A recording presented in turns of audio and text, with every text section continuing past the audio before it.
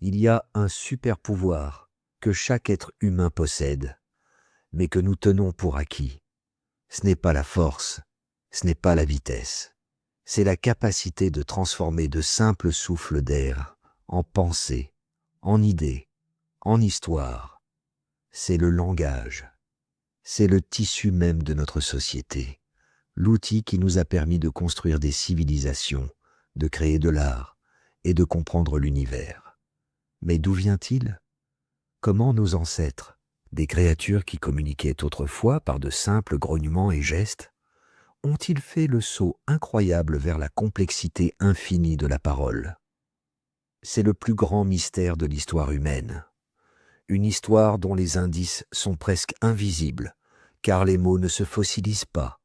Si vous utilisez ces histoires pour vous endormir, c'est fait pour ça. Les récits épiques de notre propre famille humaine sont les plus puissants de tous. Alors, abonnez-vous peut-être, et dites-moi où vous êtes et quelle heure il est. Je lis les commentaires. Et c'est un rappel de la tribu mondiale que nous sommes devenus. Maintenant, avant de nous aventurer dans le grand silence de notre passé lointain, pour trouver les premières étincelles de la parole, assurez-vous de cliquer sur ce bouton d'abonnement. Vous ne voulez pas manquer un seul moment de cette histoire. Pour comprendre le miracle du langage humain, il faut d'abord comprendre à quel point il est unique. Chaque animal communique. Les abeilles dansent pour indiquer l'emplacement des fleurs. Les oiseaux chantent pour défendre leur territoire. Les singes ont des cris d'alarme spécifiques pour différents prédateurs. Mais la communication animale est limitée. Elle est presque toujours liée à l'ici et maintenant, à des besoins immédiats, nourriture, danger, accouplement. Elle manque de la caractéristique la plus fondamentale et la plus magique du langage humain, la capacité de parler de choses qui ne sont pas là. Nous pouvons parler d'hier, de demain, de lieux lointains, d'idées abstraites comme l'amour ou la justice. Nous pouvons raconter des histoires. Nous pouvons mentir. Nous pouvons créer des mondes entiers avec nos mots. Et nous pouvons combiner ces mots de manière infinie. Avec seulement quelques dizaines de sons, nous pouvons créer des millions de mots. Et avec ces mots, nous pouvons construire un nombre infini de phrases, chacune avec une signification nouvelle et précise. C'est ce qu'on appelle la grammaire, la syntaxe. C'est le moteur caché de notre langage, ce qui le rend si puissant et si flexible. Aucune autre créature sur Terre ne possède un système de communication aussi ouvert, aussi créatif. Il y a un gouffre immense entre le cri d'alarme d'un singe et une pièce de Shakespeare. Comment ce gouffre a-t-il été franchi? Comment avons-nous fait le saut du simple signal à la symphonie complexe de la parole? C'est le défi ultime pour les scientifiques qui étudient nos origines. Le langage ne laisse aucune trace directe dans les fossiles. Nous ne pouvons pas déterrer une conversation vieille d'1 million d'années. Nous devons donc devenir des détectives, chercher des indices indirects, des preuves circonstancielles cachées dans les os de nos ancêtres, dans leurs outils et même dans notre propre ADN. C'est une enquête sur un crime parfait, un mystère où l'arme du crime elle-même a disparu. Pour commencer à comprendre comment le langage a pu naître, nous devons d'abord nous immerger dans le monde silencieux de ceux qui vivaient avant lui. Nous devons rencontrer nos ancêtres et comprendre les limites de leur monde, sans mots. Imaginez ceci. Nous sommes, il y a environ 1 million d'années, sur la savane africaine. Un petit groupe de nos ancêtres, peut-être Homo erectus, se déplace à travers les hautes herbes. Rencontrons Kaya, une jeune femme vive et observatrice, et Rock, un chasseur plus âgé et expérimenté, le leader silencieux du groupe. Ils ne sont pas des singes. Ils marchent debout avec aisance. Ils fabriquent des outils en pierre efficaces, des hachereaux qu'ils utilisent pour dépecer les carcasses. Et ils maîtrisent le feu, un pouvoir qui leur donne chaleur, protection et nourriture cuite. Ils sont déjà des créatures incroyablement intelligentes et prospères, mais leur monde social est très différent du nôtre. Il est largement silencieux. Leur communication est un ballet complexe de gestes, d'expressions faciales et d'un répertoire limité de sons. Quand Rock veut indiquer la direction d'une source d'eau, il pointe du doigt. Quand il veut avertir d'un danger, il pousse un cri bref et sec. Quand il veut montrer à un jeune comment tailler une pierre, il ne donne pas d'instructions verbales. Il le fait. et le jeune imite ses mouvements. L'apprentissage se fait par observation et répétition. Les liens sociaux sont maintenus par le contact physique, comme l'épouillage mutuel, et par des émotions partagées exprimées par des grognements de contentement ou des cris de colère. C'est un système de communication riche et fonctionnel, suffisant pour leur permettre de chasser en groupe, d'élever leurs enfants et de survivre dans un monde dangereux. Mais il a des limites dangereuses. Un après-midi, le groupe repère une opportunité en or. Un grand troupeau de zèbres broute paisiblement dans une vallée voisine. C'est plus de viande qu'ils n'en ont vu depuis des semaines. Rock, le chasseur expérimenté, élabore un plan. Ils voient qu'ils peuvent utiliser une série de petites collines pour canaliser la panique du troupeau vers un cul-de-sac rocheux, où ils pourront les piéger. C'est une stratégie complexe qui nécessite une coordination parfaite. Il rassemble ses 3 chasseurs, dont Kaya. Il commence à expliquer le plan. Il utilise ses mains pour dessiner la forme de la vallée dans la poussière. Il utilise des cailloux pour représenter les zèbres et les chasseurs. Il mime l'action de courir, de crier pour effrayer le troupeau.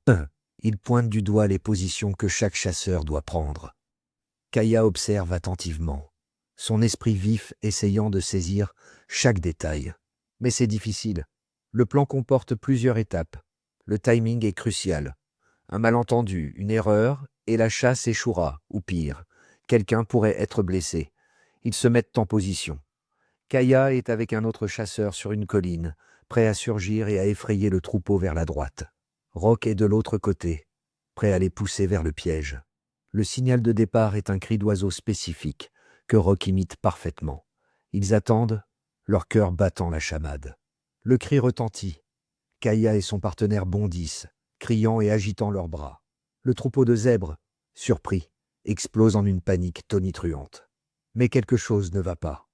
Au lieu de tourner à droite, vers le piège, ils tournent à gauche, galopant en terrain découvert et disparaissant à l'horizon.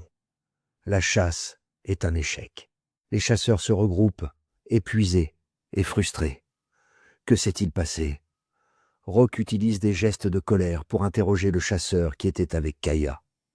Le chasseur répond par des gestes défensifs. Il y a eu un malentendu. Peut-être que le signal n'était pas clair. Peut-être que le chasseur a mal interprété la direction. Avec seulement des gestes et des cris, il est impossible de savoir avec certitude. La complexité du plan dépassait la capacité de leur système de communication. Ils n'avaient pas les mots pour discuter de contingence, pour clarifier les ambiguïtés, pour confirmer la compréhension mutuelle. Cet échec est plus qu'une simple occasion manquée de repas. C'est un exemple des limites qui freinaient le potentiel de nos ancêtres. Ils avaient l'intelligence pour concevoir des plans complexes, mais pas les outils de communication pour les exécuter de manière fiable. Ils pouvaient apprendre par imitation, mais ils ne pouvaient pas transmettre facilement des connaissances abstraites ou des idées nouvelles. Leur monde était limité à ce qu'ils pouvaient voir, toucher et imiter.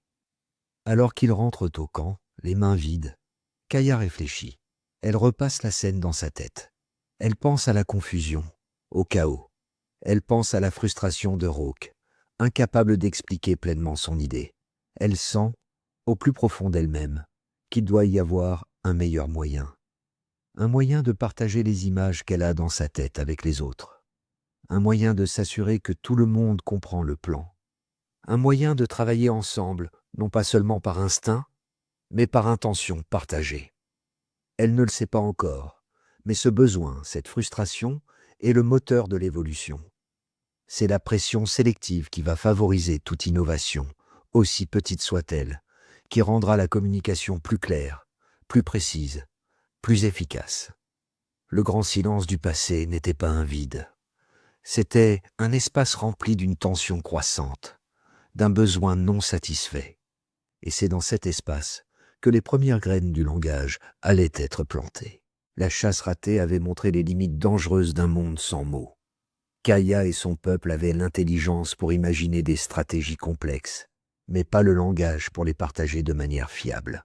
Cette frustration, ce besoin d'une meilleure communication, était la force qui allait pousser l'évolution. Mais comment passer de simples gestes et grognements à la complexité infinie de la parole ? Pour trouver le début de cette histoire, les scientifiques ne regardent pas seulement les fossiles de nos ancêtres, mais aussi nos plus proches parents vivants, les grands singes.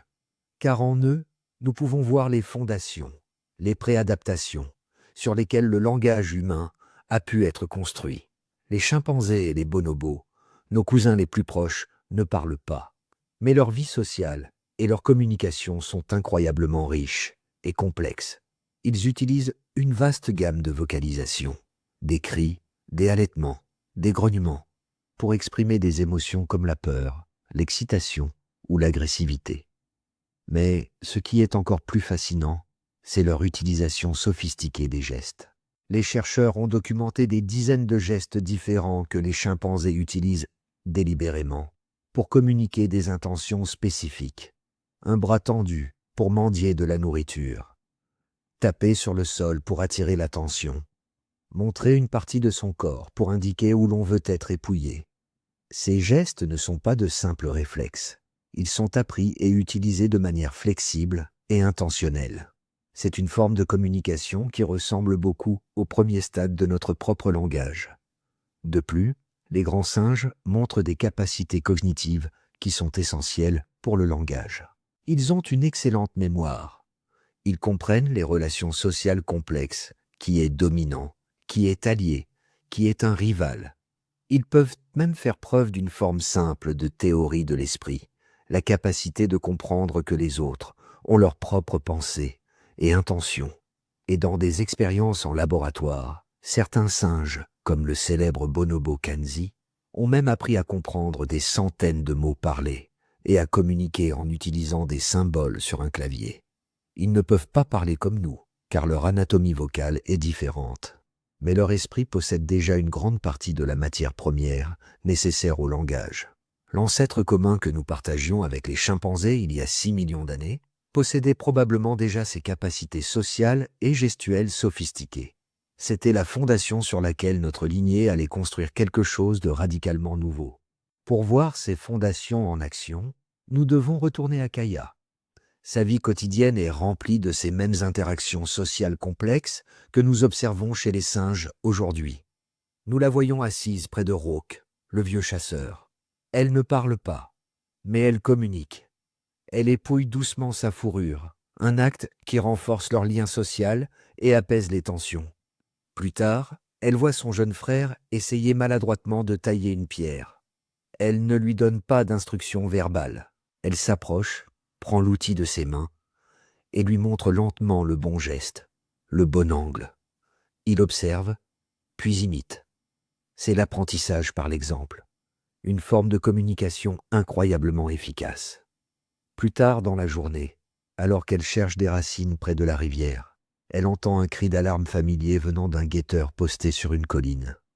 C'est le cri bref et aigu qui signifie « danger aérien », probablement un grand aigle. Instantanément, Kaya se baisse, se cachant sous un buisson épais. La réponse est immédiate, automatique. Ce système de cri d'alarme spécifique est un outil de survie crucial, une forme simple mais vitale de partage d'informations. Mais ces formes de communication, aussi utiles soient-elles, ont leurs limites. Un jour, Kaya fait une découverte importante. Alors qu'elle explore un nouveau territoire, elle trouve une source cachée, une petite infiltration d'eau propre dans un endroit inattendu. C'est une information vitale pour son clan, surtout pendant la saison sèche. Mais comment la partager? Elle retourne au camp. Elle essaie d'attirer l'attention de Roque. Elle pointe du doigt dans la direction générale de la source. Mais la source est loin, invisible depuis le camp. Roque regarde dans la direction indiquée, mais il ne comprend pas ce qu'elle essaie de lui dire. Elle essaie de mimer l'acte de boire, mais cela pourrait signifier beaucoup de choses. Elle pousse un cri d'excitation, mais cela ne transmet pas l'information spécifique de l'eau. La frustration monte en elle. Elle a une information cruciale dans sa tête, une information qui pourrait sauver son clan, mais elle n'a aucun moyen de la communiquer clairement. Elle peut les conduire à la source, bien sûr. Mais que se passerait-il si elle était blessée, ou si elle oubliait l'emplacement exact? L'information mourrait avec elle. C'est là que réside la différence fondamentale entre la communication animale et le langage humain. La communication animale est limitée à l'ici et maintenant, ou à des signaux très généraux. Le langage humain nous permet de partager des informations précises sur des choses qui ne sont pas présentes, sur des lieux lointains, sur le passé ou le futur. Kaya ressentait intuitivement cette limite.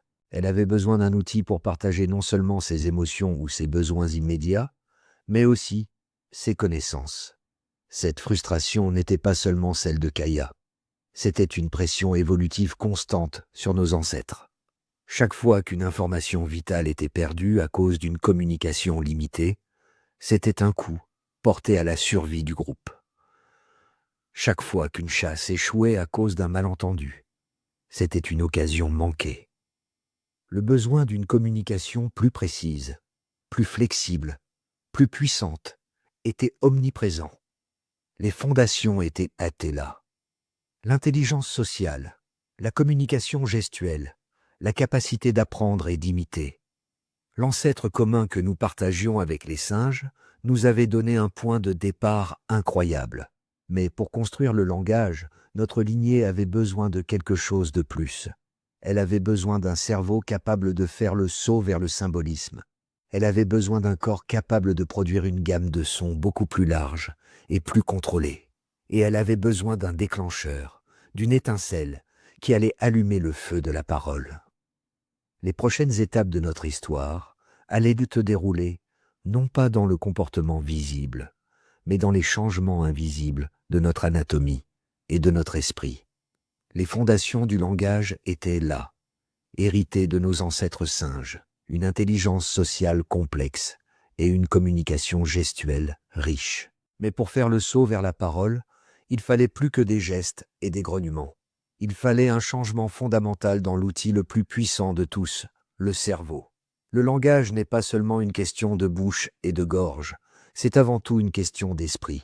C'est la capacité de notre cerveau à manipuler des symboles, à organiser des idées en séquences complexes et à comprendre les pensées des autres. Le voyage vers le langage a donc été avant tout un voyage à l'intérieur de nos têtes. Malheureusement, les cerveaux ne se fossilisent pas. Alors, comment les scientifiques peuvent-ils espérer retracer l'évolution de l'esprit de nos ancêtres? La réponse se trouve dans une technique astucieuse. Quand un cerveau se trouve à l'intérieur d'un crâne, il laisse une empreinte subtile sur la surface interne de l'os. En créant un moulage de l'intérieur d'un crâne fossile, appelé un endocrâne, les scientifiques peuvent obtenir une image approximative de la taille et de la forme du cerveau qui s'y trouvait. C'est comme étudier l'empreinte laissée par un fruit dans de l'argile pour deviner la forme du fruit lui-même. Et ces endocrânes nous racontent une histoire fascinante. Ils montrent que le cerveau de nos ancêtres n'a pas seulement grossi au fil du temps, il s'est aussi réorganisé. Certaines zones ont grandi plus vite que d'autres, et certaines de ces zones en expansion rapide sont exactement celles qui, chez les humains modernes, sont cruciales pour le langage. Deux de ces régions sont particulièrement importantes. L'aire de Broca, située dans le lobe frontal, est essentielle pour la production de la parole, pour transformer les pensées en sons organisés. L'aire de Wernicke, située plus en arrière, est cruciale pour la compréhension du langage, pour donner un sens aux sons que nous entendons. Chez les grands singes, ces zones existent, mais elles sont beaucoup plus petites et moins développées. Les endocrânes des premiers membres de notre genre, comme Homo habilis et Homo erectus, montrent des signes clairs que ces régions commençaient à s'étendre et à se complexifier il y a plus de 2 millions d'années. Ce n'est pas une preuve directe qu'ils parlaient, mais c'est une preuve solide que leur cerveau était en train de développer le matériel neurologique nécessaire pour un traitement de l'information plus complexe, un traitement qui allait être essentiel pour le langage. Leur esprit devenait prêt pour les mots, même si les mots n'étaient même pas encore là. Pour voir ce que signifiait avoir un cerveau prêt pour le langage, dans un monde sans langage, retournons à Kaya. Elle possède un esprit vif, une capacité à avoir des liens et à résoudre des problèmes qui dépassent parfois celles des autres membres de son clan, même celle du sage Roc. Un jour, le clan est confronté à un nouveau problème. Une série de fortes pluies a fait déborder la petite rivière près de leur campement, inondant la zone où ils dorment habituellement. Ils doivent trouver un nouvel abri, et vite. Roc, suivant la tradition, mène le groupe vers une petite grotte qu'ils utilisent parfois. Mais Kaya voit un problème. La grotte est petite, exiguë, et elle sait qu'elle sera froide et humide. Elle a une autre idée. Elle se souvient d'un grand surplomb rocheux de l'autre côté de la vallée, un endroit plus haut, plus sec et plus grand. Mais comment communiquer ce plan complexe? Elle essaie la méthode habituelle. Elle pointe du doigt dans la direction du surplomb. Elle mime l'acte de dormir dans un endroit sec. Elle essaye de montrer la taille en écartant les bras, mais les autres ne comprennent pas. Rock secoue la tête, impatient, et continue de diriger le groupe vers la vieille grotte. La frustration monte en Kaya.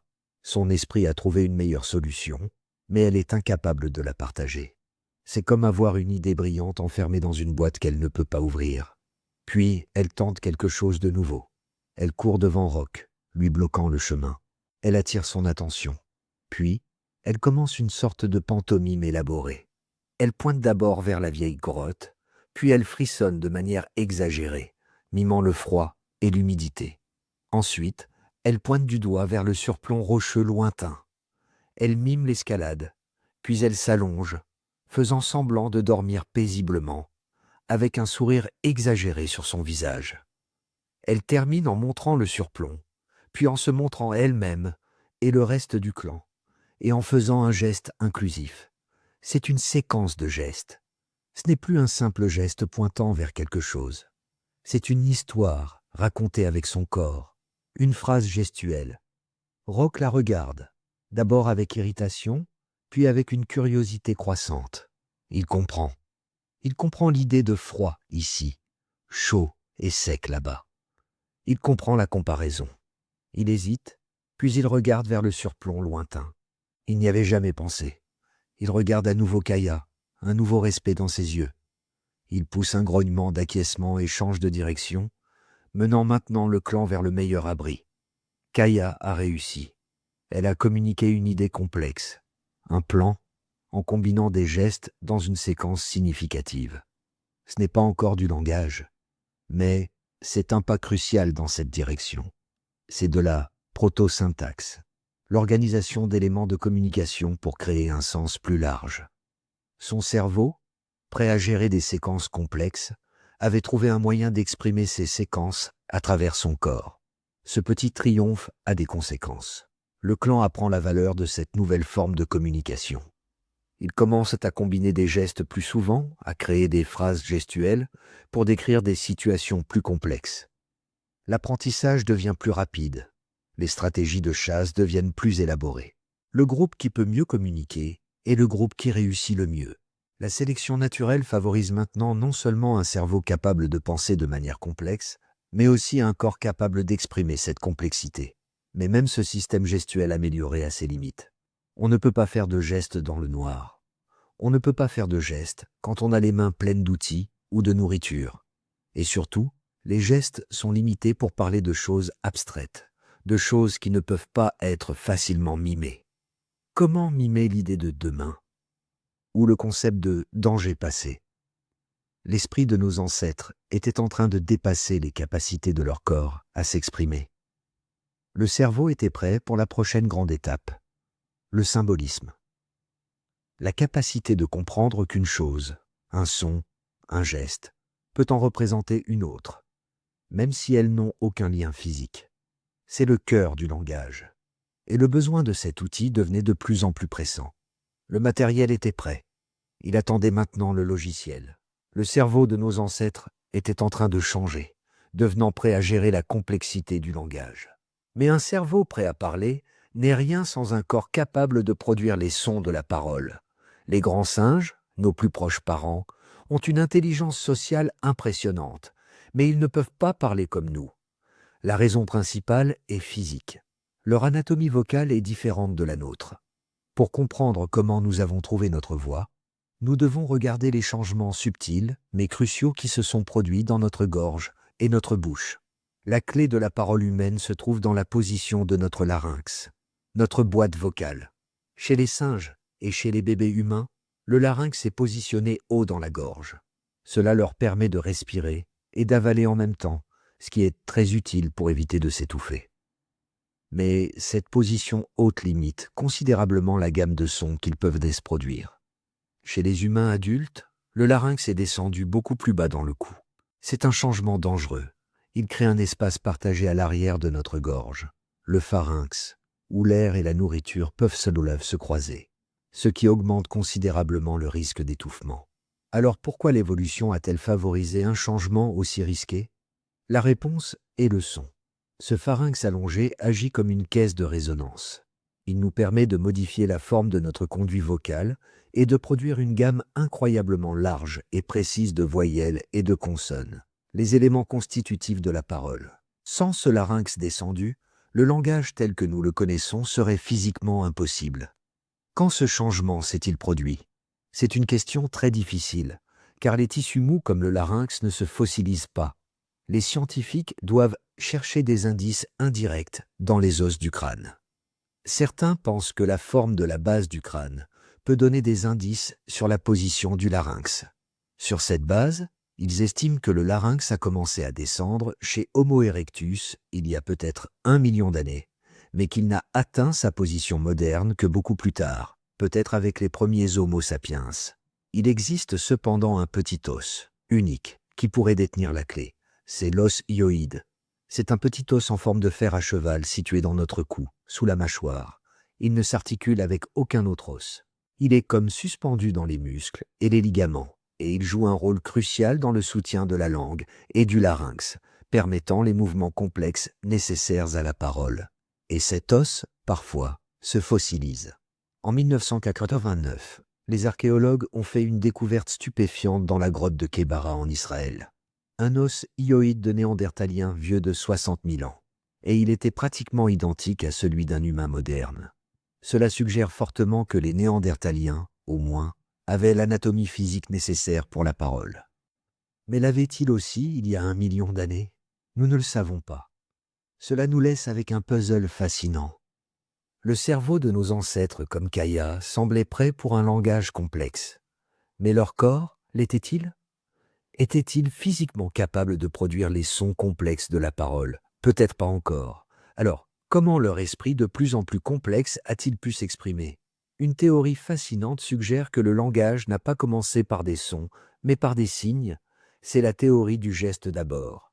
L'idée est que nos ancêtres, s'appuyant sur la riche communication gestuelle, héritée de leurs ancêtres singes, ont d'abord développé un langage complexe, en utilisant leurs mains et leur corps. La pantomime élaborée de Kaya pour décrire le nouvel abri était une étape dans cette direction.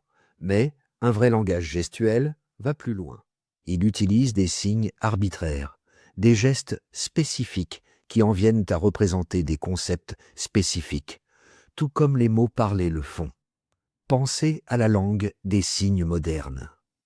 C'est un langage complet, complexe et nuancé, qui n'utilise pas le son. Peut-être que le premier vrai langage humain était comme ça, une symphonie silencieuse de mains et d'expressions faciales. Retournons à Kaya. Elle a réussi à communiquer son idée d'abri en utilisant une pantomime, mais elle est toujours confrontée au problème de partager des informations spécifiques sur le monde. Elle veut pouvoir dire à son clan où se trouve la source d'eau cachée qu'elle a trouvée, même s'ils ne peuvent pas la voir. Elle veut pouvoir avertir d'un danger spécifique, même si le prédateur n'est plus là. Un jour, alors qu'elle revient de sa source secrète, elle essaie à nouveau d'expliquer à Rock où elle se trouve. Elle pointe du doigt, mais c'est inutile. Elle mime l'acte de boire, mais cela pourrait être n'importe quelle source d'eau. La frustration monte. Puis, elle a une idée. Elle pense à la caractéristique la plus distinctive de cet endroit. Il y a un grand arbre mort et tordu juste à côté de la source. Elle essaie de mimer la forme de l'arbre tordu avec ses mains et son corps. C'est un geste étrange, nouveau. Rock la regarde, perplexe. Il ne comprend pas immédiatement. Mais Kaya répète le geste, puis elle mime à nouveau l'acte de boire. Elle pointe ensuite dans la direction générale. Lentement, une étincelle de compréhension apparaît dans les yeux de Rock. Il associe le geste étrange de l'arbre tordu à l'idée de l'eau. Le lendemain, quand Kaya refait le geste de l'arbre tordu, Rock pointe immédiatement dans la bonne direction. C'est un moment révolutionnaire. Kaya n'a pas seulement mimé quelque chose. Elle a créé un symbole, un geste arbitraire, la forme de l'arbre tordu, qui en est venu à représenter l'idée de cette source d'eau spécifique là-bas. Ce n'est plus seulement de la communication, c'est de la référence symbolique, c'est le cœur du langage. Ce nouveau mot gestuel se répand rapidement dans le clan. Bientôt, tout le monde utilise le geste de l'arbre tordu pour parler de cette source d'eau, même quand ils sont loin. C'est un outil incroyablement puissant. Il leur permet de planifier leurs déplacements, de partager des connaissances vitales sur les ressources et de construire une carte mentale partagée de leur territoire. Encouragés par ce succès, Kaya, ou d'autres comme elle, commencent à créer d'autres signes. Un geste spécifique pour zèbre, un autre pour danger passé, un autre pour viens ici. Lentement, laborieusement, leur répertoire de signes s'agrandit. Ils sont en train d'inventer un lexique, un dictionnaire silencieux. Ce langage gestuel primitif aurait eu d'énormes avantages. Il est silencieux, ce qui est parfait pour la chasse furtive. Il fonctionne à distance, et il peut être très expressif, en utilisant les expressions faciales et le langage corporel pour ajouter de la nuance et de l'émotion. Pendant des centaines de milliers d'années, ce système gestuel sophistiqué a peut-être été la principale forme de communication de nos ancêtres. Il aurait alimenté leur coopération, permis la transmission de techniques de fabrication d'outils plus complexes et jeté les bases de sociétés plus organisées. Mais un langage purement gestuel a aussi ses limites. Il ne fonctionne pas dans le noir. Il ne fonctionne pas si vos mains sont occupées à porter des outils ou un bébé, et il est difficile de l'utiliser pour communiquer avec quelqu'un qui n'est pas dans votre champ de vision. Le besoin d'une forme de communication qui pourrait surmonter ces limites était toujours là.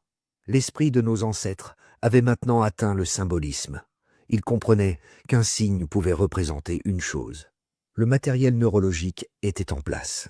L'étape suivante, presque inévitable, était de commencer à attacher ces symboles non seulement à des gestes, mais aussi à des sons. Le corps était en train de changer. Le larynx descendait lentement, offrant une nouvelle palette de sons possibles. Le cerveau était prêt à faire des liens symboliques. La scène était prête pour la naissance du premier mot parlé. Le cerveau de nos ancêtres était prêt pour le symbolisme. Leur corps était peut-être en train de développer les outils physiques pour la parole, et ils avaient peut-être déjà commencé à créer un langage complexe de gestes. Mais les gestes ont leurs limites. Ils ne fonctionnent pas dans le noir, ni quand les mains sont occupées. Une autre voie de communication était nécessaire, une voie qui utilisait le son. Mais le premier langage sonore ressemblait-il aux mots que nous utilisons aujourd'hui? Une théorie radicale et belle suggère que non.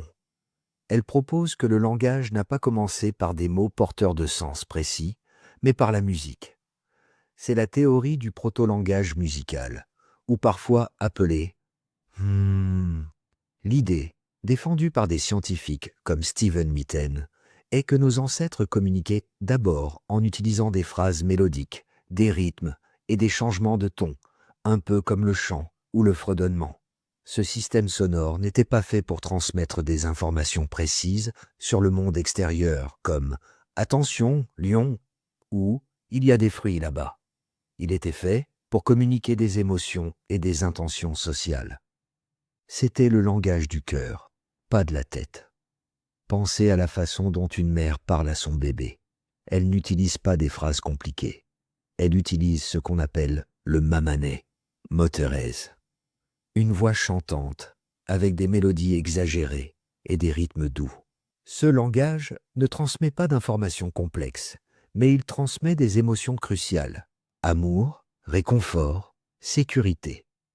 Pensez aussi à la puissance de la musique elle-même. Une mélodie triste peut nous faire pleurer. Un rythme entraînant peut nous donner envie de danser. Un hymne puissant peut unir une foule.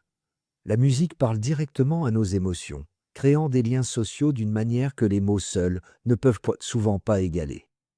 La théorie du proto-langage musical suggère que nos ancêtres ont exploité ce pouvoir bien avant d'avoir des mots. Pourquoi un tel système aurait-il été utile? Pour des créatures comme nos ancêtres, vivant en groupes sociaux, de plus en plus grands et complexes, la nécessité de maintenir la cohésion du groupe était primordiale. L'épouillage mutuel, hérité de nos ancêtres singes, était un excellent moyen de renforcer les liens. mais ils ne fonctionnent qu'à deux. Comment maintenir l'unité dans un groupe de 20 ou 30 individus? La musique ou le chant collectif offre une solution. Chanter ou fredonner ensemble crée un sentiment puissant d'appartenance, de confiance mutuelle et d'émotion partagée. C'était peut-être la colle sociale qui a permis à nos ancêtres de former des groupes plus grands et plus coopératifs. Cela aurait pu aussi servir à coordonner des actions collectives, comme se déplacer ensemble, ou même effrayer des prédateurs par un chant de groupe menaçant. Pour voir à quoi cela aurait pu ressembler, retournons à Kaya et à son clan. Ils ont développé un langage gestuel de plus en plus sophistiqué, mais leur monde sonore est encore limité aux cris d'alarme et aux grognements émotionnels de base. Mais la vie est dure, et la mort est une compagne constante. Un jour, une tragédie frappe le clan. Un jeune membre, peut-être le frère de Kaya, est tué lors d'une rencontre soudaine avec un prédateur. Le chagrin et la peur s'abattent sur le petit groupe. Ce soir-là, l'ambiance autour du feu est sombre. Il n'y a pas d'histoire gestuelle. Il n'y a que le silence et les sanglots étouffés. Le chagrin est une force qui peut briser un groupe, isolant les individus dans leur propre douleur. Kaya ressent ce poids, cette fracture qui se crée entre eux. Elle veut réconforter, partager le fardeau, mais elle n'a pas les gestes pour exprimer la profondeur de sa tristesse ou pour offrir un véritable réconfort. Alors, elle fait quelque chose d'instinctif. Elle commence à fredonner. Un son bas, doux et mélancolique. Ce n'est pas un mot, ce n'est pas un cri.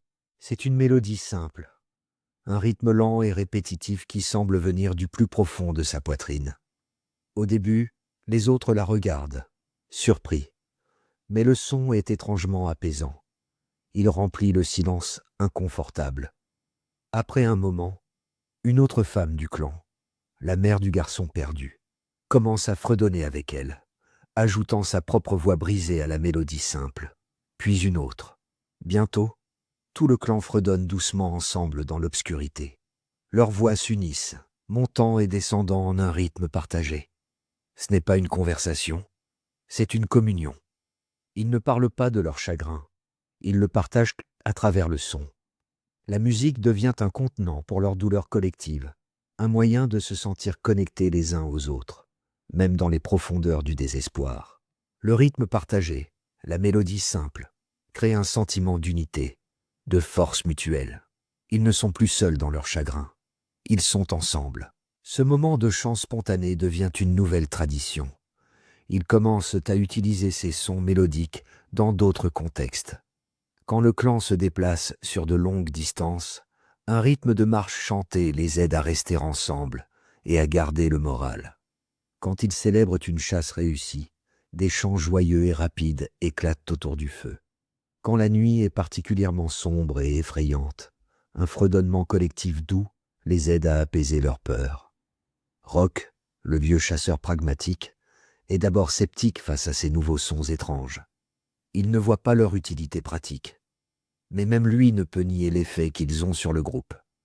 Il voit comment le chant apaise les enfants effrayés. Il voit comment un rythme partagé rend les longues marches moins pénibles.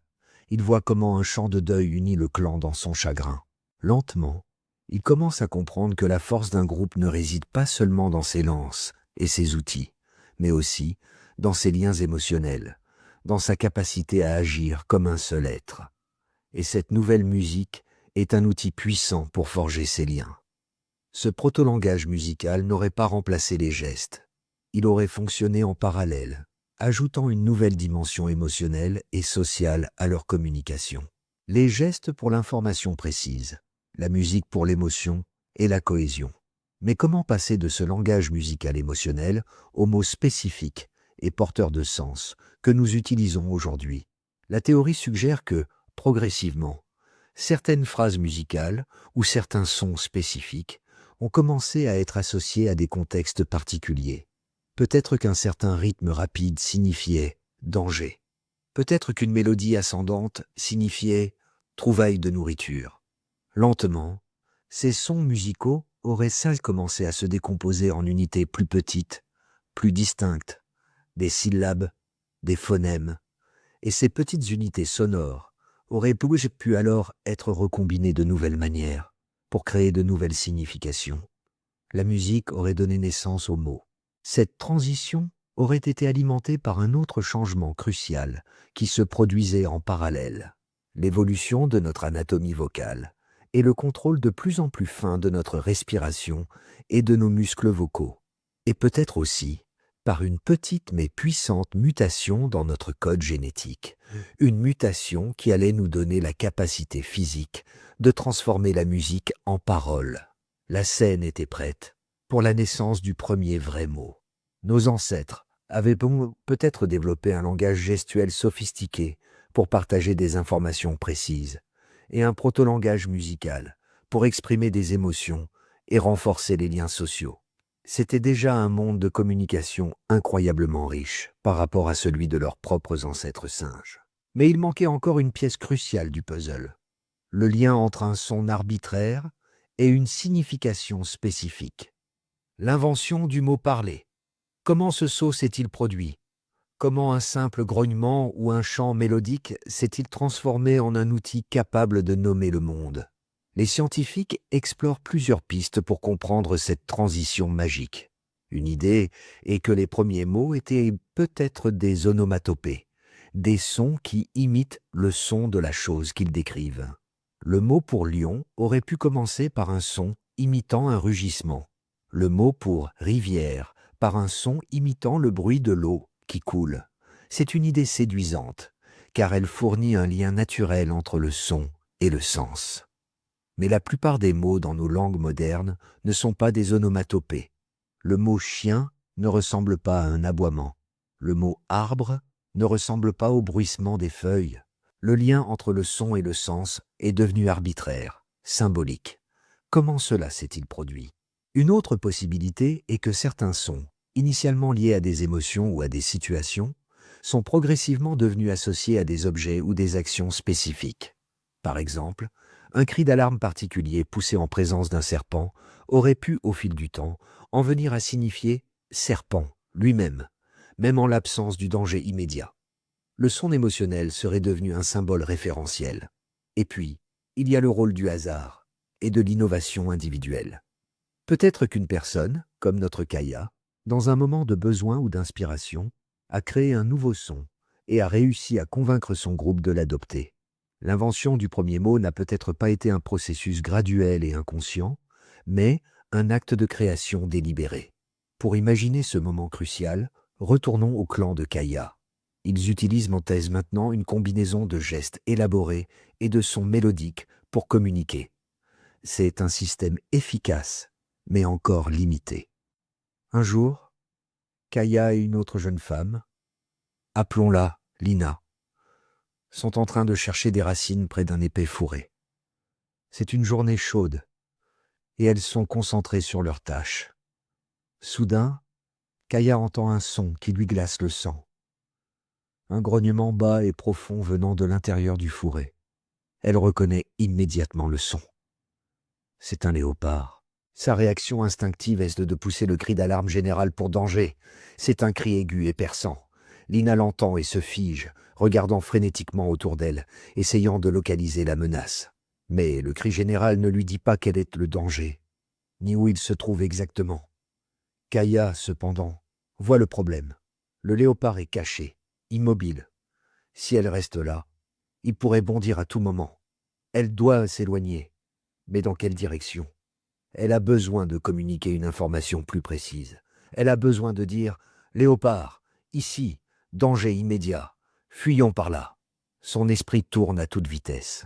Son langage gestuel est inutile. Ses mains sont pleines de racines. Et le danger est trop proche pour une pantomime. Dans sa panique, elle essaie quelque chose de nouveau. Elle combine le cri d'alarme aigu avec un autre son. Un son qu'elle associe au prédateur tapi dans l'ombre. Un sifflement bas et rauque, un peu comme le son que fait le léopard quand il se prépare à attaquer. Elle pousse donc une combinaison de sons. Quiche, quiche. En même temps, elle fait un geste de la tête pour indiquer la direction opposée, loin du fourré. Lina entend ce nouveau son étrange. Il est différent du cri d'alarme habituel. Il contient une information supplémentaire. Le qui signifie danger. Le ch est nouveau. Mais dans ce contexte, associé au grognement qu'elle a aussi entendu, son cerveau fait une connexion rapide. Elle comprend. Léopard. Ici. Elle voit le geste de tête de Kaya. Elle comprend. Fuir par là. En un instant, sans un mot au sens moderne, une information complexe et vitale a été transmise. Les deux femmes laissent tomber leurs racines et s'enfuient silencieusement dans la direction opposée. Le léopard, surpris par leur réaction soudaine et coordonnée, manque sa chance. Elles sont en sécurité. Plus tard, autour du feu, Kaya repense à l'incident. Elle repense au son qu'elle a fait. Qui? Chut. Elle le répète doucement. Les autres la regardent avec curiosité. Elle pointe alors vers la peau de léopard qu'un chasseur porte et répète le son. Qui? Chut. Puis elle mime l'acte de ramper furtivement. Lentement, le groupe commence à comprendre. Ce nouveau son n'est pas juste un cri de peur. C'est un nom. C'est le nom du danger caché dans l'ombre. C'est le premier mot parlé du clan. Un mot né de la peur et de l'innovation. Un mot qui va changer leur monde. Car maintenant, ils ont un outil pour parler non seulement du danger présent, mais aussi du danger absent. Ils peuvent dire « Attention, j'ai vu des traces de qui près de la rivière ce matin. » Ils peuvent enseigner à leurs enfants à reconnaître le son et le danger qu'il représente. Ce premier mot est comme une étincelle qui allume un feu. Encouragés par ce succès, Kaya et les autres commencent à expérimenter. Ils créent de nouveaux sons pour d'autres animaux, pour rivière, pour feu, pour manger. Leur lexique sonore s'agrandit lentement. Souvent, les nouveaux mots sont basés sur des onomatopées ou des associations naturelles. Mais parfois, ils sont complètement arbitraires, un son convenu qui en vient à représenter une idée. Cette transition vers des sons symboliques a peut-être été aidée par un changement génétique crucial. Les scientifiques ont découvert un gène appelé FOXP2, qui est essentiel pour le contrôle moteur fin de la bouche et du larynx, nécessaire à la parole articulée. Les humains ont une version unique de ce gène, différente de celle des chimpanzés. Et cette mutation semble s'être produite chez nos ancêtres, il y a peut-être 500 000 ans, ou même plus tôt. Ce gène n'a pas créé le langage, mais il a peut-être donné à nos ancêtres la capacité physique de produire des sons plus complexes et plus contrôlés. La bande passante nécessaire pour transformer les grognements en mots. Le nouveau pouvoir des mots parlés était immense. Contrairement aux gestes, les mots fonctionnaient dans le noir. Ils fonctionnaient quand les mains étaient occupées. Ils pouvaient se voyager sur de plus longues distances et même contourner des obstacles. Surtout, ils permettaient un niveau de précision et d'abstraction que les gestes seuls ne pouvaient atteindre. Le clan de Kaya a commencé à utiliser ce nouvel outil avec un effet dévastateur. Leurs chasses sont devenues plus coordonnées et plus réussies. Ils pouvaient planifier des stratégies plus complexes en utilisant des mots pour désigner des lieux, des directions et des rôles spécifiques. La transmission des connaissances s'est accélérée. Au lieu de simplement montrer comment fabriquer un outil, ils pouvaient maintenant expliquer le processus, étape par étape, en utilisant des mots pour décrire les actions et les matériaux. Rock, le vieux chasseur traditionnel, était au début résistant à ces nouveaux bruits. Il préférait la clarté silencieuse des gestes. Mais même lui a dû admettre l'efficacité de ce nouveau système.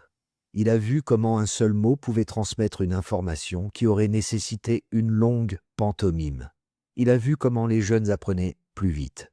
Il a commencé, à contre-cœur au début, puis avec plus d'enthousiasme, à utiliser lui-même les nouveaux mots. Le langage parlé n'a pas remplacé les gestes du jour au lendemain. Pendant longtemps, nos ancêtres ont probablement utilisé un système mixte, une combinaison de sons et de signes, chacun complétant l'autre. Mais la puissance et la flexibilité du son l'ont rendu de plus en plus dominant. Le premier mot avait été prononcé. Le génie était sorti de la bouteille. L'étape suivante de ce voyage incroyable serait d'apprendre à combiner ces mots, à les enchaîner pour créer des phrases, des histoires, des mondes. C'était la naissance de la grammaire, la structure cachée qui allait transformer un simple dictionnaire en un univers infini de possibilités. Le premier mot parlé avait été prononcé. Le son arbitraire, quiche, était devenu synonyme de léopard. Pour le clan de Kaya, ce n'était pas seulement un nouveau son, c'était un nouveau pouvoir. Le pouvoir de nommer, le pouvoir de transformer un grognement de peur en un symbole précis qui pouvait être partagé, compris et utilisé même en l'absence du danger lui-même. C'était le début de la pensée symbolique, le saut cognitif qui allait nous séparer à jamais du reste du règne animal et ouvrir la porte à l'univers infini du langage humain. Qu'est-ce que la pensée symbolique?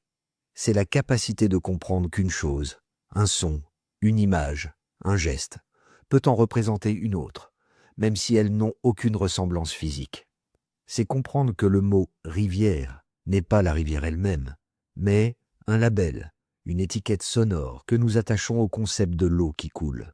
C'est une idée qui nous semble si naturelle aujourd'hui que nous n'y pensons même pas. Mais pour nos ancêtres, c'était une découverte aussi révolutionnaire que le feu ou le premier outil en pierre. Pourquoi est-ce si important? Parce que les symboles nous libèrent de l'ici et maintenant. Un cri d'alarme ne fonctionne que lorsque le danger est présent. Mais un mot, un symbole pour léopard, peut être utilisé à tout moment. Il permet ce que les linguistes appellent le déplacement. Nous pouvons parler de choses qui ne sont pas physiquement présentes devant nous. Nous pouvons parler du léopard que nous avons vu hier. Nous pouvons avertir qu'il pourrait y avoir un léopard près de la rivière demain.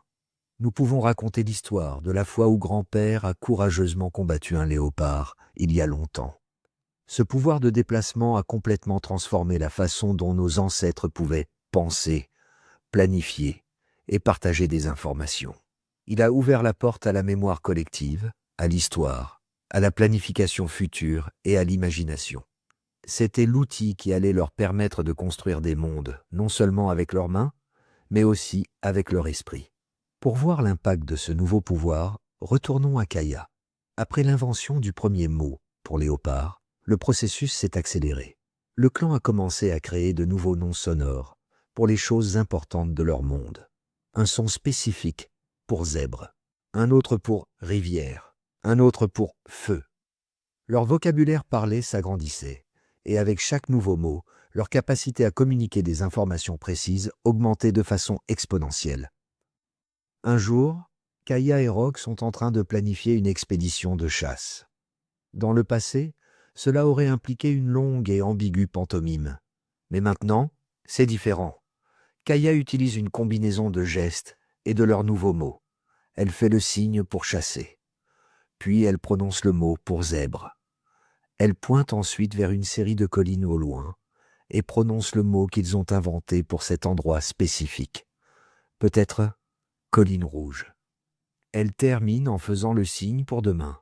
Rock écoute et pour la première fois, il comprend le plan avec une clarté absolue. Demain, nous chasserons le zèbre près des collines rouges. Il n'y a pas d'ambiguïté, pas de place pour l'erreur. Il hoche la tête et prononce lui-même le mot pour zèbre et celui pour colline rouge, confirmant qu'il a compris. La communication est devenue précise, efficace et incroyablement puissante. Ce nouveau pouvoir de nommer a également changé leur relation avec le monde lui-même. En donnant des noms aux animaux, aux plantes, aux lieux, ils ne se contentaient pas de les étiqueter. Ils les organisaient dans leur esprit. Ils créaient des catégories. Ils commençaient à construire une carte mentale du monde, une carte faite de mots. Cela leur permettait de penser au monde de manière plus abstraite, de voir des liens et des motifs qu'ils n'avaient jamais vus auparavant. Par exemple, en ayant des mots séparés pour léopard et lion, ils pouvaient commencer à comparer ces prédateurs, à discuter de leurs différentes stratégies de chasse et à développer des défenses spécifiques pour chacun. En ayant des noms pour différentes plantes médicinales, ils pouvaient transmettre plus facilement des connaissances complexes sur la guérison d'une génération à l'autre. Nommer le monde était la première étape pour le comprendre. Mais le plus grand pouvoir du langage symbolique n'était pas seulement de parler du monde extérieur, c'était de parler du monde intérieur, de parler de choses qui n'ont pas de forme physique, les émotions, les relations, les intentions. Nous pouvons imaginer une scène autour du feu. Le clan est réuni. Dans le passé, leurs interactions sociales étaient basées sur des grognements, des postures et des actions directes. Maintenant, quelque chose de nouveau se produit. Deux jeunes chasseurs se disputent à propos d'un outil. Dans le passé, cela aurait pu dégénérer en une bagarre physique. Mais maintenant, Rauque, l'aîné, intervient.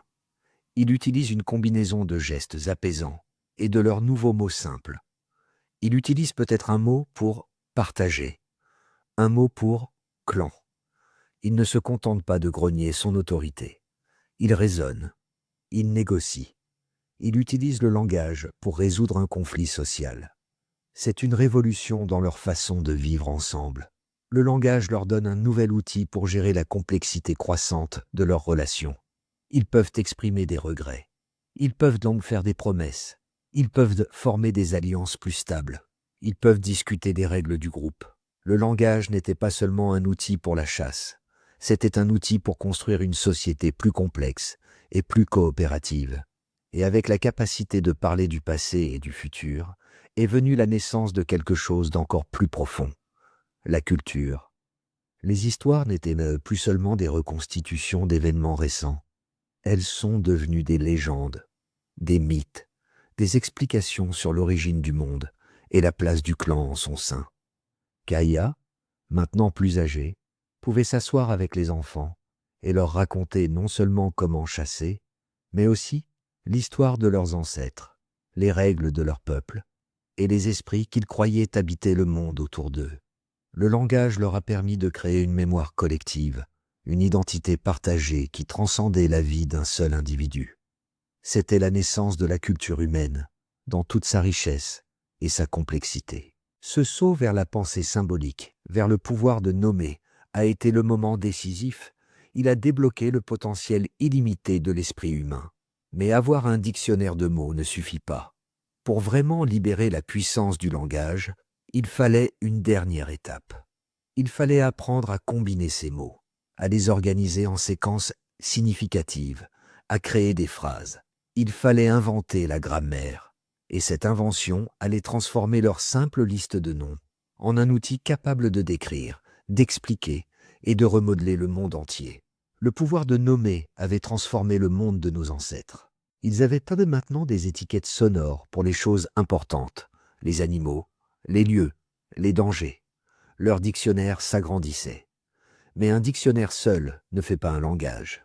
Pour vraiment libérer la puissance de la communication, il fallait une dernière étape, peut-être la plus importante de toutes.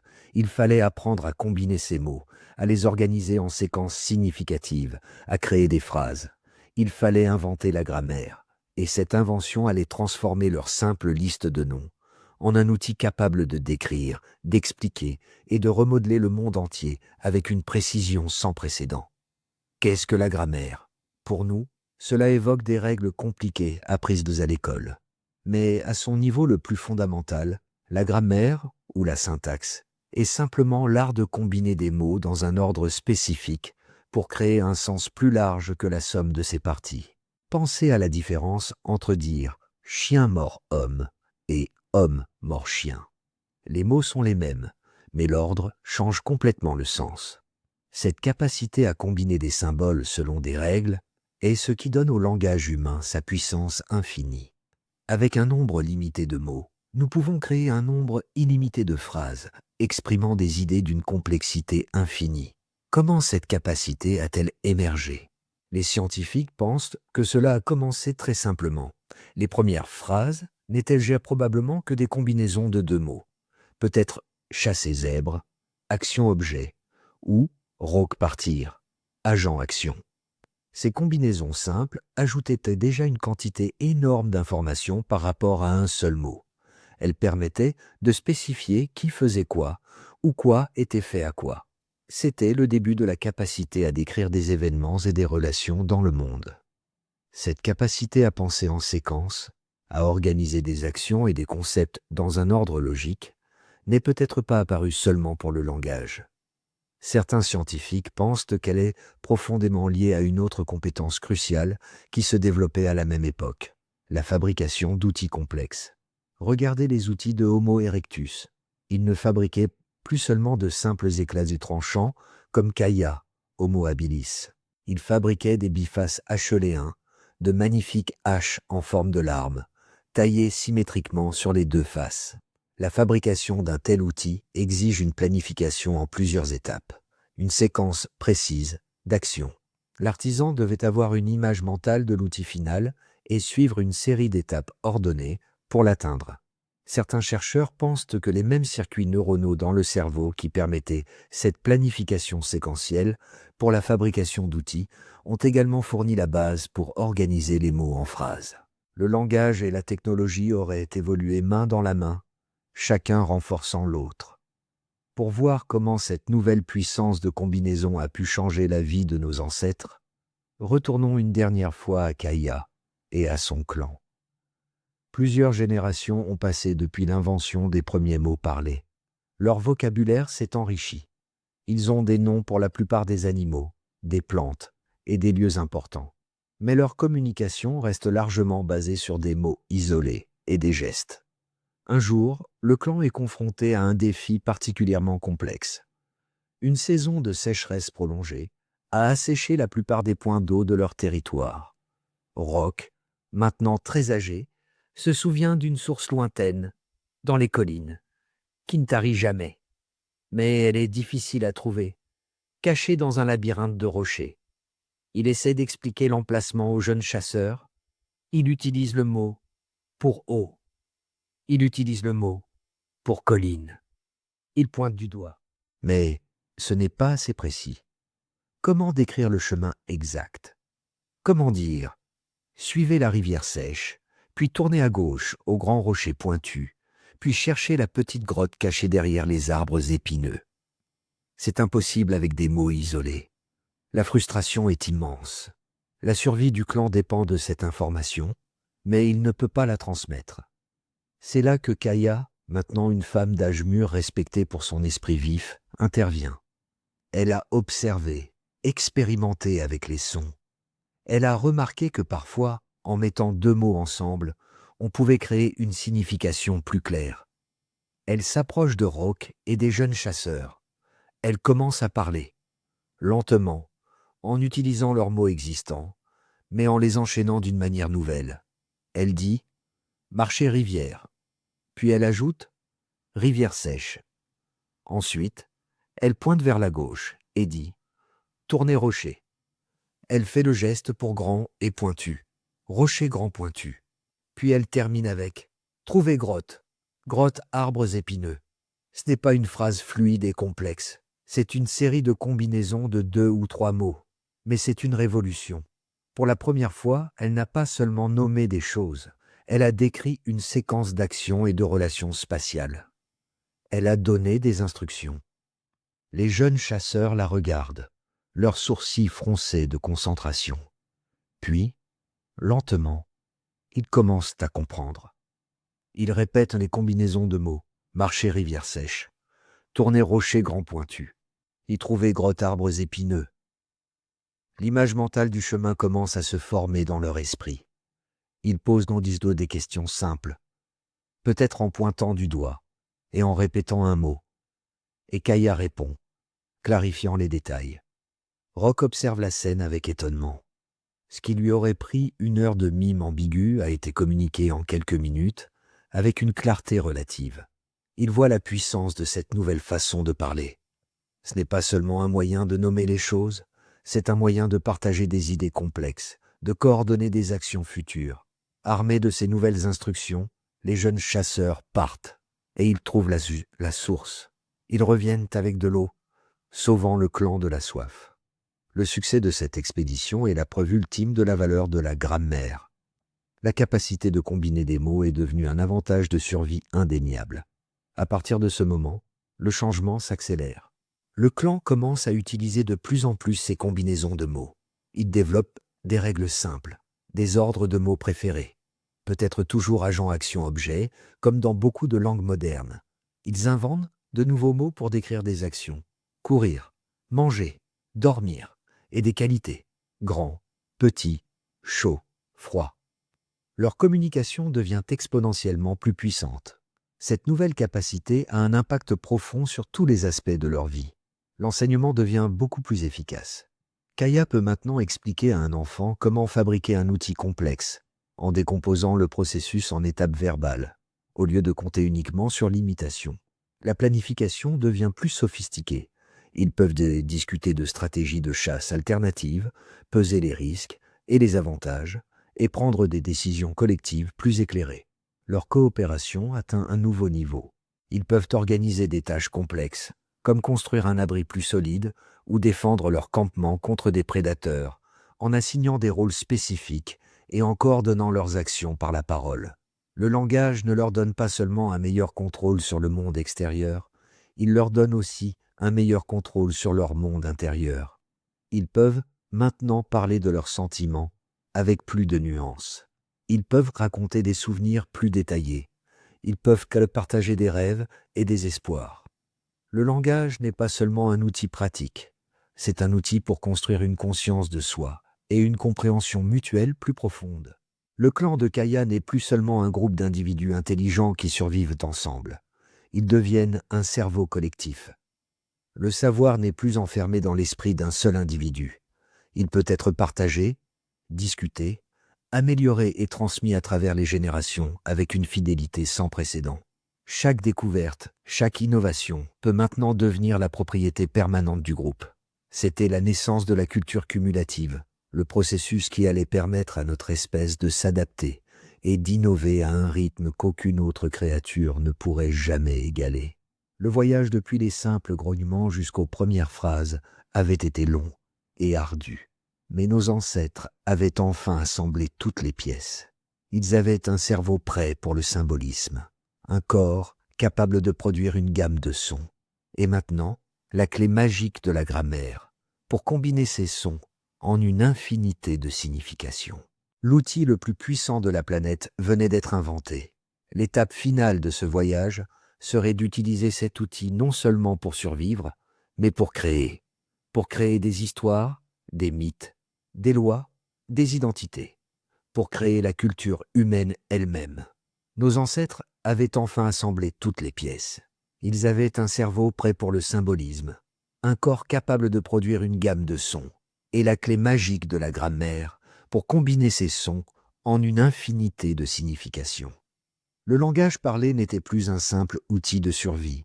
Il était devenu le système d'exploitation de leur esprit, le logiciel qui allait leur permettre de faire quelque chose qu'aucune autre créature n'avait jamais fait auparavant. Créer une culture complexe et la transmettre à travers les générations. Qu'est-ce que la culture? Ce n'est pas seulement l'art ou la musique. C'est l'ensemble des connaissances, des croyances, des règles et des histoires partagées par un groupe. C'est la mémoire collective d'un peuple. Chez la plupart des animaux, la transmission des connaissances se limite à l'imitation directe. Un jeune apprend en regardant sa mère. Mais avec le langage, quelque chose de nouveau est devenu possible. Les connaissances pouvaient être codées en mots, transformées en histoires et transmises de personne à personne, même à travers le temps. Le langage a créé un deuxième système d'héritage, parallèle à l'héritage génétique. Il a permis la naissance de la culture cumulative, le processus par lequel les innovations et les connaissances s'accumulent, de génération en génération, permettant à une société de devenir de plus en plus complexe et sophistiquée. C'est ce processus qui nous a finalement séparés du reste du règne animal. Le langage a transformé nos petits groupes de chasseurs-cueilleurs en un super-organisme, un cerveau collectif capable d'apprendre, de se souvenir et de s'adapter à une vitesse fulgurante. Pour comprendre la puissance de cette nouvelle mémoire collective, nous devons retourner une dernière fois au clan de Kaya. De nombreuses années ont passé. Kaya n'est plus la jeune innovatrice. Elle est maintenant l'aînée, la matriarche respectée, la gardienne du savoir de son peuple. Elle a vu le monde changer, elle a vu son clan s'adapter et prospérer grâce aux dons du langage qu'elle a contribué à développer. Le soleil se couche sur la savane. Le clan est réuni autour du grand feu central. L'ambiance est différente de celle des temps anciens. Il n'y a pas seulement le silence confortable ou les grognements de contentement. Il y a le bourdonnement constant de la conversation, un flux de mots simples mais significatifs qui tissent la toile de leur vie sociale. Les chasseurs, menés par le fils de Kaya, racontent l'histoire de leur chasse de la journée. Ils n'utilisent plus seulement des gestes, Ils utilisent des mots pour décrire le terrain, le comportement de l'animal, la stratégie qu'ils ont utilisée. Ils discutent de ce qui a bien fonctionné, de ce qui a mal tourné. Ils analysent, ils apprennent collectivement. Les plus jeunes écoutent attentivement, absorbant non seulement l'excitation de la chasse, mais aussi les leçons précieuses qu'elle contient. Plus tard, alors que les étoiles apparaissent dans le ciel sombre, les enfants se rassemblent autour de Kaya. C'est l'heure des histoires. Dans le passé, les histoires étaient de simples reconstitutions d'événements. Maintenant, elles sont devenues quelque chose de plus. Kaya commence à parler. Sa voix est basse et rythmée. Elle ne raconte pas seulement une chasse. Elle raconte l'histoire des ancêtres. Elle raconte l'histoire du grand froid, peut-être une période glaciaire antérieure, du temps où le clan a failli disparaître. Elle utilise des mots simples pour décrire le froid, la faim, la peur, mais elle parle aussi du courage de ceux qui ont survécu, de l'importance de partager, de l'obligation de ne jamais abandonner. Ce n'est pas seulement un divertissement, c'est une transmission d'identité. Elle enseigne aux enfants qui ils sont, d'où ils viennent, et quelles sont les valeurs qui ont permis à leur peuple de survivre. Elle crée une histoire partagée, un mythe fondateur. Elle utilise peut-être aussi des outils pour aider son récit. Elle prend un bâton brûlé et dessine des formes simples dans la poussière près du feu. Un animal, un chasseur, une grotte. L'art visuel et le langage parlé commencent à travailler ensemble, renforçant le message, le rendant plus mémorable. Elle raconte aussi des histoires sur le monde lui-même, des mythes sur la création du soleil et de la lune, des histoires sur les esprits qui croient habiter les animaux et les montagnes. Ce n'est pas de la science. C'est une tentative de donner un sens à un monde vaste et souvent effrayant. C'est la naissance de la religion, de la spiritualité, de la philosophie. Le langage leur donne les outils pour poser les grandes questions. Qui sommes-nous? Pourquoi sommes-nous ici?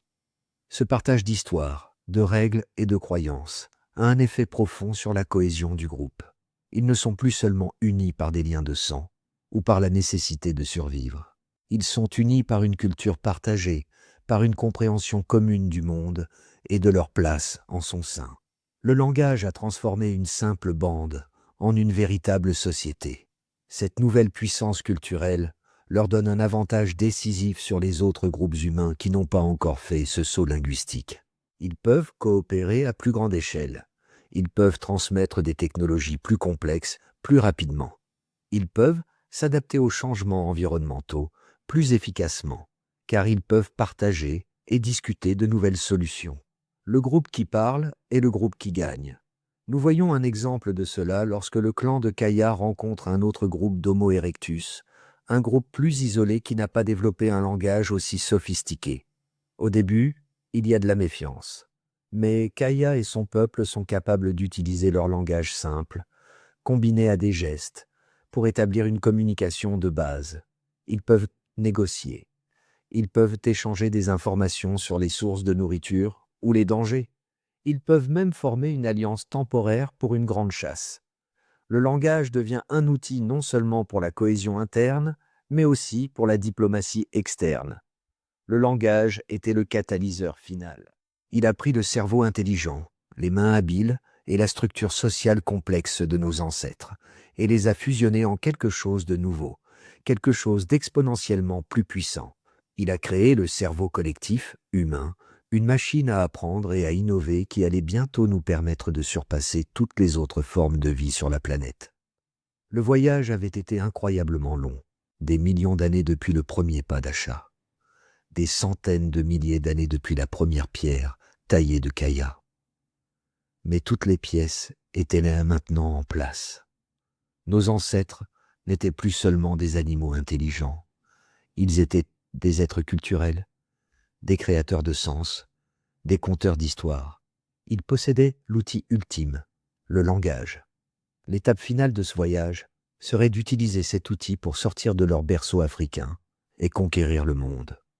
Le voyage avait été incroyablement long, Mais nos ancêtres avaient enfin assemblé toutes les pièces. Ils avaient un cerveau prêt pour le symbolisme, un corps capable de produire une vaste gamme de sons, et la clé magique de la grammaire pour combiner ces sons en une infinité de significations. Le langage parlé était né. L'outil le plus puissant de la planète venait d'être inventé. L'étape finale de ce voyage serait d'utiliser cet outil non seulement pour survivre, mais pour créer, pour coopérer à une échelle sans précédent, et finalement, pour conquérir le monde. Le langage a agi comme un accélérateur. Il a permis au cerveau collectif humain de fonctionner comme jamais auparavant. Les innovations ne se perdaient plus avec la mort d'un individu. Elles pouvaient être partagées, discutées, améliorées et transmises fidèlement à travers les générations. La technologie a commencé à évoluer à un rythme beaucoup plus rapide. Les outils en pierre sont devenus plus complexes et plus spécialisés. De nouvelles stratégies de chasse ont été développées et enseignées. Nos ancêtres sont devenus des prédateurs encore plus redoutables et des gestionnaires plus efficaces de leur environnement. Mais le plus grand impact du langage a été sur notre structure sociale. Il a permis la formation de groupes plus grands et plus organisés. La coopération n'était plus limitée aux parents proches ou aux actions immédiates. Avec le langage, nous pouvions négocier des règles, établir des alliances, planifier des actions collectives impliquant des dizaines, voire des centaines d'individus. Nous pouvions créer des identités de groupe, des tribus, unies non seulement par le sang, mais par une culture et une langue partagées. C'est cette capacité à coopérer à grande échelle, alimentée par le langage, qui a donné à notre espèce, Homo sapiens, l'avantage décisif. Armés de cet outil, nos ancêtres ont finalement quitté leur berceau africain pour la dernière fois. Et cette fois, ils n'ont pas seulement survécu, ils ont conquis. Ils se sont répandus sur tous les continents, s'adaptant à tous les climats, surpassant toutes les autres espèces humaines qu'ils ont rencontrées, non pas nécessairement par la force brute, mais par une organisation et une capacité d'innovation supérieure. Le langage était notre arme secrète. C'était l'outil qui nous permettait de partager des connaissances sur de vastes distances, de coordonner nos mouvements et de construire des sociétés capables de relever n'importe quel défi. C'est le langage qui a construit les premières villes. La première ville, écrit les premières lois, créé les premières œuvres d'art durable. C'est le langage qui nous a permis de regarder les étoiles et de nous interroger sur notre place dans l'univers. L'histoire de Kaya, de Rock et de leur clan est une fiction, mais la vérité qu'elle représente est réelle. Chaque mot que nous prononçons aujourd'hui est l'écho de ces premiers sons révolutionnaires, prononcés autour d'un feu de camp sur la savane africaine. Chaque conversation que nous avons, chaque histoire que nous racontons, chaque idée que nous partageons, est un testament au pouvoir de l'outil qu'ils ont inventé.